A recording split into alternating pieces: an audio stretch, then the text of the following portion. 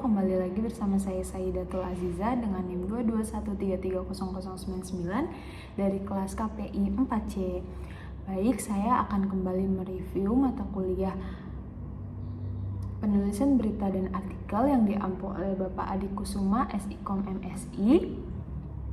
Baik, di Learning Journal kali ini saya akan membahas tentang makalah dari kelompok 4 dengan judul mendesain halaman koran serta pentingnya pemilihan judul teras atau lead dan diksi pada berita. Nah, jadi rubrik di sini ada rubrik dan subrubrik dalam halaman koran. Apa sih rubrik dan subrubrik itu? Rubrik adalah bagian dari kepala karangan atau ruangan tetap baik yang berada di dalam surat kabar ataupun koran. Sedangkan subrubrik adalah bagian yang lebih spesifik dalam suatu rubrik. Nah, jadi kalau misalkan rubrik itu teman-teman kayak kop surat adanya di paling atas. Nah, itu namanya rubrik. Sedangkan subrubrik itu kayak judulnya ada di bawah kopnya itu. Nah,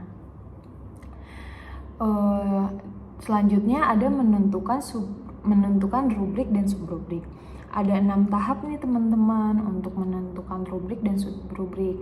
Ada yang pertama itu identifikasi ke topik masalah, identifikasi topik utama, membagi topik utama, memperhatikan minat pembaca, terus ada sesuaikan dengan isi harian, terus pertimbangan ketertarikan isi dan fleksibilitas.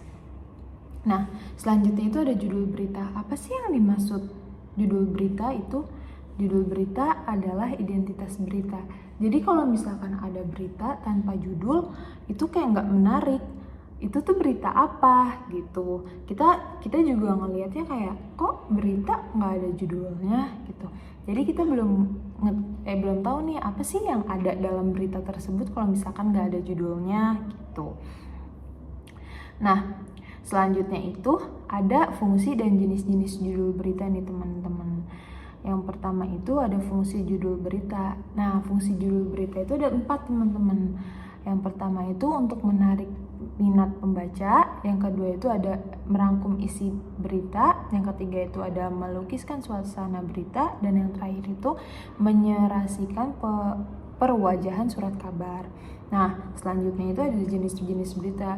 Jenis-jenis berita itu ada exaggeration, ada teasing, inflammatory, ada formatting, bait and switch, ada wrong, ambiguous, dan terakhir itu ada grafik. Nah, yang selanjutnya itu ada syarat dan judul berita nih teman-teman. Apa aja sih syarat dan judul berita? Judul berita itu yang baik yang harus memenuhi tujuan. Syarat apa sih? Yang pertama itu ada provokatif. Yang kedua itu ada singkat dan padat. Nah, yang ketiga itu ada relevan, yang keempat itu fungsional, yang kelima itu formal, yang keenam representatif. Nah, yang ketujuh itu ada merujuk pada bahasa baku. Nah, yang terakhir itu ada spesifik, teman-teman. Nah, selanjutnya itu ada diksi berita. Apa sih yang dimaksud dengan diksi berita itu? Diksi atau pilihan kata merupakan ketetapan seseorang dalam memilih dan menggunakan kata sesuai dengan situasi dan kondisi nih teman-teman. Nah, di sini itu ada 2 persyaratan utama dalam diksi. Yang pertama itu ada ketetapan pemilihan kata. Nah, yang kedua itu ada kesesuaian pemilihan kata.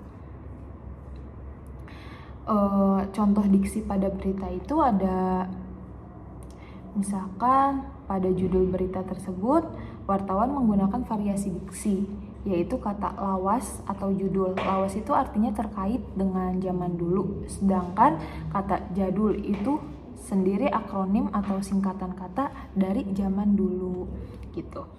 Mungkin cukup sekian review materi mingguan dari saya atau learning journal dari saya. Selebihnya saya mohon maaf, kurang lebihnya saya mohon maaf. Sampai jumpa di learning journal berikutnya. Terima kasih. Wassalamualaikum warahmatullahi wabarakatuh. Thank you.